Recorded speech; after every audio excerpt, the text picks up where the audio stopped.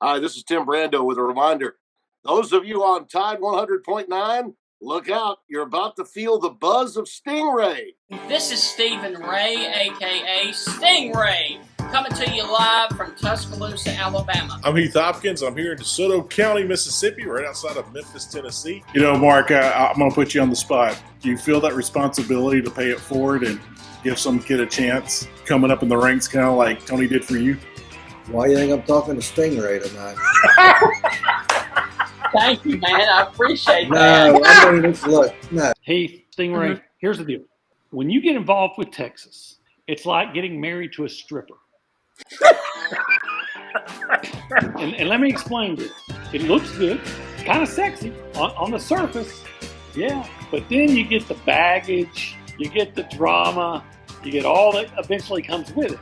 And that's what you get with Texas, and that's what the Big 12 learned. And Heath, any thoughts on our show moving forward? Hey, to everyone in Tuscaloosa listening here on Tide 100.9, with the Stingray Show, if you don't like it, you better learn to love it, because it's the best show going today, baby. Woo! Welcome back inside the Stingray Show, and now we are about to get to our War Eagle preview because Auburn takes on Texas A&M Saturday night at Jordan-Hare Stadium. Heath, briefly, what are your thoughts on this game? Well, A&M's beat up. Auburn's looking to just get life of anything, finish strong this season. You know, one thing I do know about Hugh Freeze's teams is that they are dangerous when they're hurt. Yeah. He finds a way to rally. And I think you might see that, but I think there's limitations on that team, and we've seen those limitations the last 2 years, and it's under center. And that's really hard to overcome.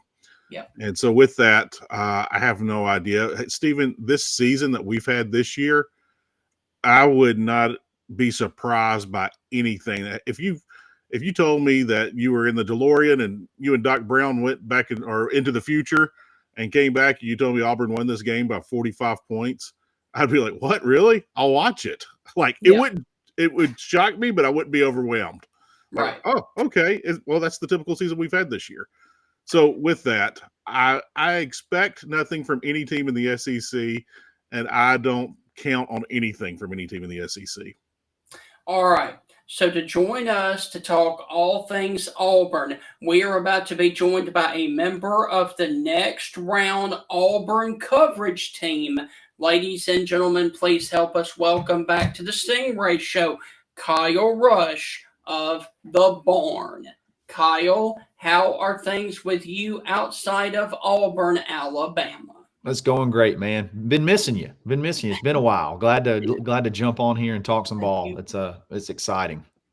So going into this game, Auburn needs to win its last two to become bowl eligible on a season that has not gone well for the Auburn Tigers. Kind of give us the vibe about this game from the Auburn side, please.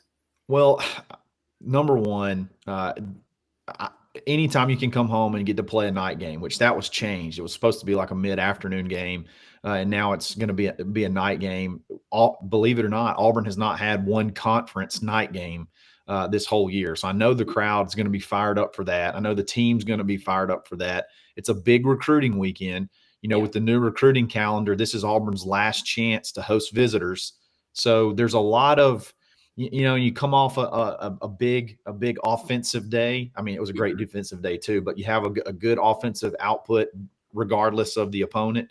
I don't know. I think that they want to, obviously everybody's excited for the game and they want to win, and just kind of cautiously optimistic, I guess, that maybe you found something last week that you can carry over in front of the home crowd, getting a little rowdy under the lights. Yes. Kyle, I'll go on, Stephen. And Kyle, one more thing to piggyback off of that. A&M's last conference game, they lost at night on the road. So that's got to give Auburn just a little bit of hope as well. Sure. Auburn's played a lot of mobile quarterbacks. and they've excelled. I think they've done, especially since the not addition, but like the extensive workload from DeMarcus Riddick and being able to give running, scrambling quarterbacks a lot of trouble. They've done really, really well against that. So I like that matchup. I like the Auburn's defense versus A&M's offense, but I'm very concerned about the trenches on the other side of the ball. Auburn being able to handle Texas A&M's defensive front, because the run's not going to be there all the time, and you're going to have to be able to throw the ball. And it's hit or miss if Auburn can protect Peyton Thorne. So that's where I land on this game. Okay. Cal, coming into this game, A&M's limping. Sure. You know, they've lost their biggest playmaker in Moss. You know, they're down a couple of linemen. They're missing some key guys on defense. They're missing one of their big-time receivers. The Aggies are limping into this game, and they're limping to the finish line. They are not getting stronger as the season progresses. They're tailoring off. What can you say about Auburn coming into this game? And can we not expect an upset, but I think it is in the cards? Well, I would say, whereas they may be limping in, I would say Auburn may be, outside of, Peyton's a little bit beat up, but as far as everyone else around him, probably the most healthy they've been all year. Even though the offensive line has been suspect at times, they've kind of figured out the best rotation where they can do some things. Cam Coleman has had lingering hamstring issues and leg issues, and then he's sort of at full strength, and you saw what he did last week. So I can definitely see, the trend there, at least from a health standpoint, being a concern for Texas A&M. And I think if you're going to get them, Right. this is the best chance to do it. This is the best time of the year. If you play them at the beginning of the year, it may be a completely different scenario. Middle of the year, you got them where you got them. And I don't think this, I'll say this, there could not be a better scenario for Auburn to pull off the upset. All the cards are sort of in line for Auburn to be able to do it. Now they just got to go do it. Yes. So Kyle, you've covered this team all season long. Mm-hmm. Who are a couple of X factors on offense and defense that really need to have good games in order for Auburn to knock off A&M? So I mentioned one. I'll start with the defense. I mentioned one early, and that's DeMarcus Riddick. I think the trio of DeMarcus Riddick, Jalen McLeod, and Kieron Crawford, who are your edge players, who Auburn uses quite a bit to spy. All of those guys are extremely athletic.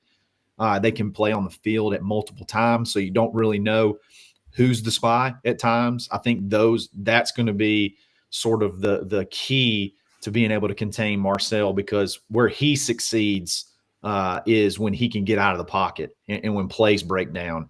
And that's where Auburn has typically in the past given up, some of the bigger plays. That Arkansas comes to mind, 3rd and 18, rolling around and then just chunking one deep. Like, that's the kind of stuff that I think they've kind of gotten figured out. So that's going to be a really big matchup. And I really, honestly, the key matchup on the X factor on the offensive side, I would say, this is a cop out, but I would say the whole offensive line. I mean, to me, that's the receivers are what the receivers are. Keandre Lambert-Smith is a stud. I would put him up against any wide receiver in the conference. And his numbers show that too. He's tied for the lead in touchdowns. I would put him up against anybody in the conference. Cam Coleman I would put him up against anybody as far as ability wise.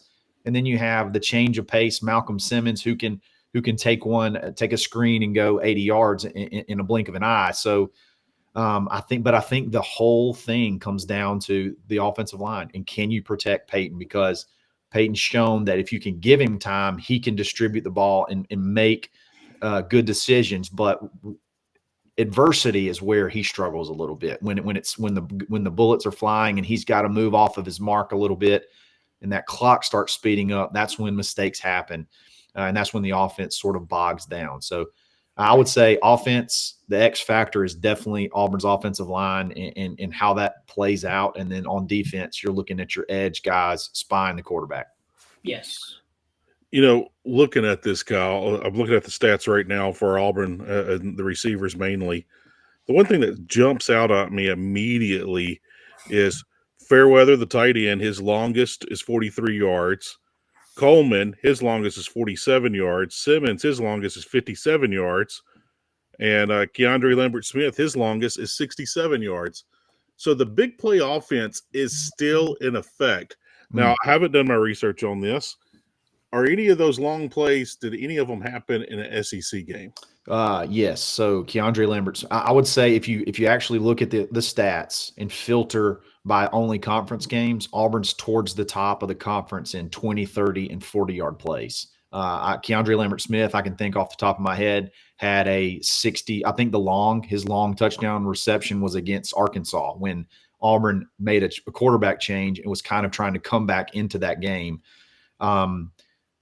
Malcolm may not have had a long reception in an SEC game. I know that Cam has. Cam had a long touchdown against Missouri.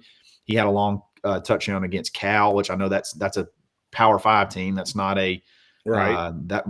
Stingray and I were sitting beside each other when that one happened. That was early in the game, and Auburn thought, hey, we might have something, or we thought we might have something here. But yeah, I think even if you filter by conference games only, Auburn's been explosive plays have not really been the issue. It's sustaining drives and not making critical mistakes. So I think the big playability is still there, is definitely going to be there. And honestly, I think that's what Auburn has to lean on in this game. Mm-hmm. You're not going to go Auburn's just not built to go 12, 13 play drives. They're just not. They're going to either get a holding penalty or give up a negative play, or just make a mistake that's going to put them behind the chains eventually. I think you're going to have to hit those big plays on drives and be aggressive. And I've kind of been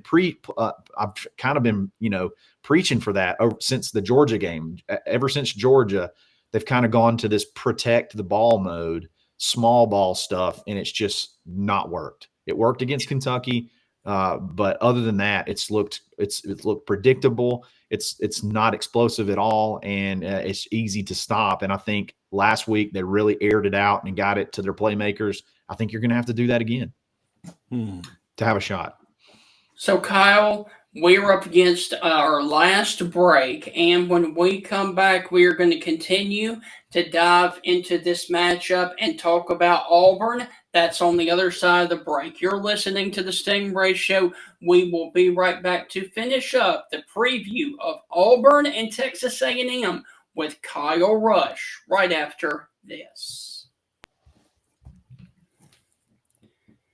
Welcome back inside the Stingray Show. Our guest this evening is Kyle Rush from the Next Round, covering the Auburn Tigers. And Kyle, I do want to ask you about something else that is going on right now down on the plains at Auburn. And that, of course, is this basketball team that earlier in the year got a huge win against Houston. And then, of course, on Monday, they have a game with Iowa State. And then in December, they've got a game coming up against the Duke Blue Devils. If you would, go on ahead and give us your thoughts so far on this Auburn basketball team with Bruce Pearl and what we can expect with them moving forward, because they've got some more major non-conference games approaching. 100%. Look, I'm going to be completely honest. I had some thoughts about the way this season will play out, and I was completely wrong. I thought Auburn would be more of a finesse team, a finesse offense that will play scrappy defense. And this is the most physical Auburn team that I can remember in quite a while. Maybe going back to whenever, Bruce was first here and you had your Simeon Bowers and like those big guys that couldn't score, but they were going to get every bit of those 4 and 5 fouls. No, this team is very physical. Their average win percentage or average win total is over 27 points a game. You've beat Vermont, who is a perennial, they're going to compete to win their conference and make the tournament. You go to Houston, which was a quote unquote neutral site game, and take down the Cougars in a very physical game. And then you have your 2 wins recently against Kent State and then UNA. and you've basically been able to win in multiple different ways. I think that's another thing about this team is it doesn't matter. You don't have to rely on Janai Broome. Yeah, he can go off and score 30. I think he scored 30 and had 30 and 17 against UNA, but it's been a different player each time. It's been Chaney Johnson. It's been Tahad Pettiford. It's been Chad Baker-Mazara.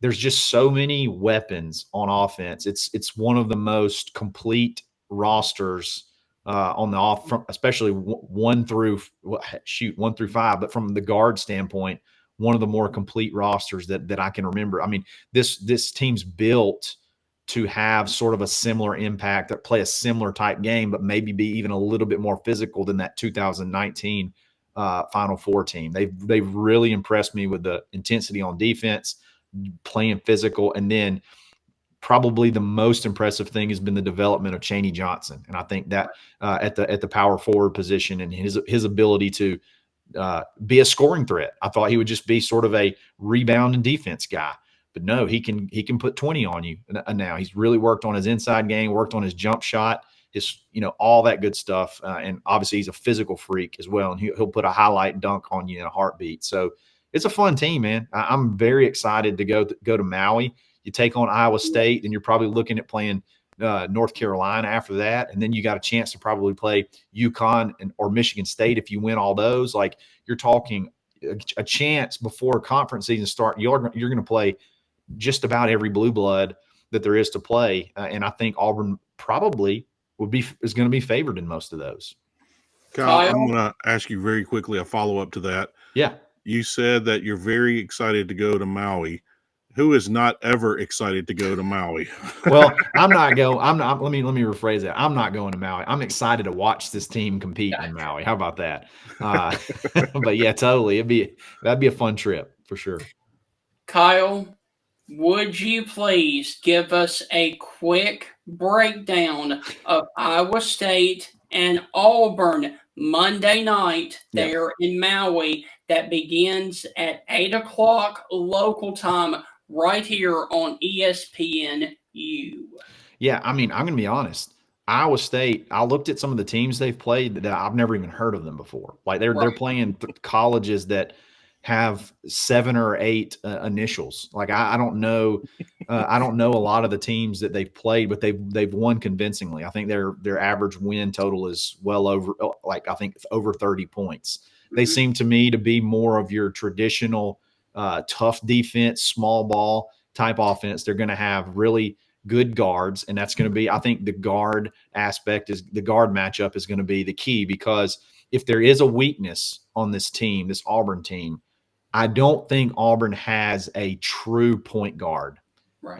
That is like a guy that you can 1,000% depend on. They're kind of running it by committee. Denver Jones is your starting point guard, but he's not a true point guard. He's your 2 guard, shoot threes / get to the basket. But he's confident in getting the ball across the court and facilitating the offense. Then you got Tahad Pettiford, who's a true freshman, who is extremely explosive, but he wasn't really brought in to be a point guard either. He was brought in to be a slasher, a scorer, scoring 2 guard. Your one true point guard, JP Pegues, there's still some transition that he's behind on as far as, coming in from Furman, transferring, learning the system, being confident. He's probably coming along a lot slower than Auburn would like. So that guard matchup, I think, will be something very interesting to watch. Kyle, before that happens, there is a massive game for Auburn on the gridiron Saturday. So let's get back to Week 13 action. Kyle, how do you see Auburn, Texas A&M at the night game, Jordan-Hare Stadium? Do you have Auburn pulling a major upset and throwing a wrinkle into the SEC standings? I would love nothing more than, and Auburn needs nothing more than to come out with a huge victory this weekend in front of there's going to be multiple 5-stars on campus. Again, I mentioned it's one of your, it is the last real opportunity to get these guys on campus, and you want to put a good atmosphere out there. You want to put a good product on the field.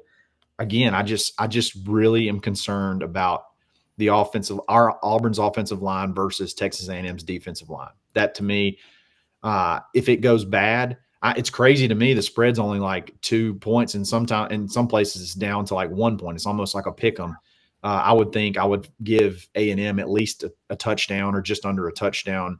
I would give them at least, a 6.5 points, but I just don't know. I just don't know how Auburn's offensive line is going to hold up. Now I'll say if they can hold up, I think it could be an upset. I think you could see an upset. I think Peyton can do enough and protect the ball enough at this point in time. I think Peyton's only thrown since he was benched. If I'm not mistaken, I think he's only thrown 2 interceptions. If I'm not mistaken, I think that's correct.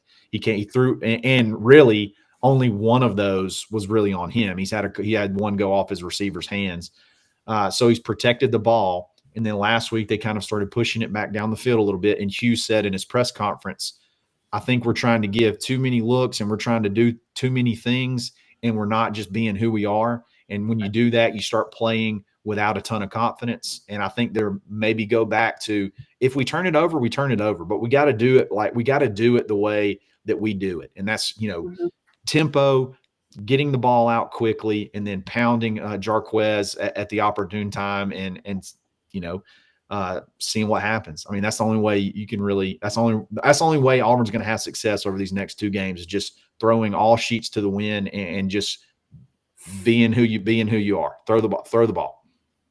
Kyle, my last question for you, if you would. The Iron Bowl is looming. Next Saturday, it is back at a 2:30 time slot.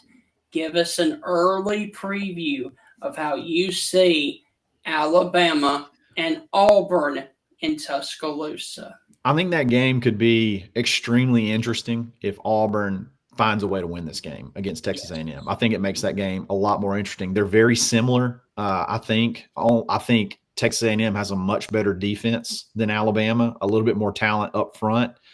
So I think Auburn's got a chance to have some success on offense against Alabama.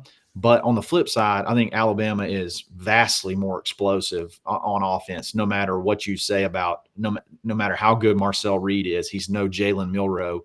And no matter what receiver they have, they're no Ryan Williams. So can Auburn get into a scoring match? Because I kind of feel like that may be what you see. It may end up being somewhat of a shootout, so to speak. So I think that game is a lot more interesting if Auburn can somehow sneak out a win this weekend and upset the Aggies.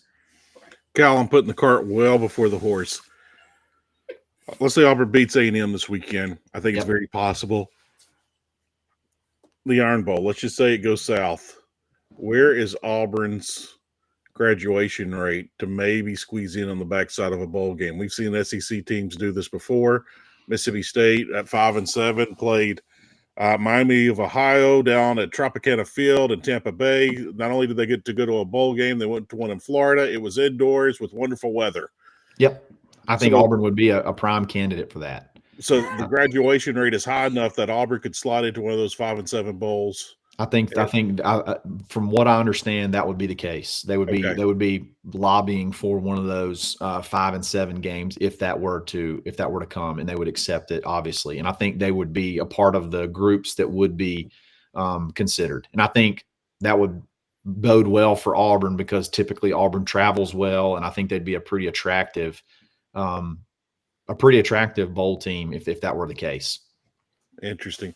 Yeah, and I was about to say, those teams, those 5-7 teams, usually do really well in those bowl games, if I recall correctly. Yeah. So hopefully I'd give Auburn a chance to match the wins from last year if that were the case. And I think that looks a whole lot better than sort of like a decline. But just because it's a decline does not necessarily write the story on the way things are going. They're recruiting really well, and people don't remember, but I know it's a different sport, but Bruce Pearl, his second year at Auburn was a historically bad year, even for Auburn basketball. And then we've seen what he's been able to do from there. And there's a lot of similarities between the two. Mm-hmm. Whatever happened, issues in the past, really good recruiters, players, coaches, and taking over programs at historically low points and having to rebuild. So I could see just because of the record this year, you look at the classes they've had and the ability to retain those and the development of those and the early playing time. I don't necessarily think it would write the story on Hugh Freeze at Auburn, even if you were to end up at 5-7 or 4-8. Definitely not ideal, but I don't think it closes the book. Kyle, look, man, thank you for taking time to join us. Enjoy covering the Auburn Tigers this weekend. Like I've said before, I will be down in Auburn covering the game for the Stingray Show. We will definitely catch up during the game, and please come back next week so that we can preview the Iron Bowl between Alabama and those Auburn Tigers. Let's do it. I look forward to see you this weekend. Thanks, guys. Thank you, man. Take care, Kyle. You too.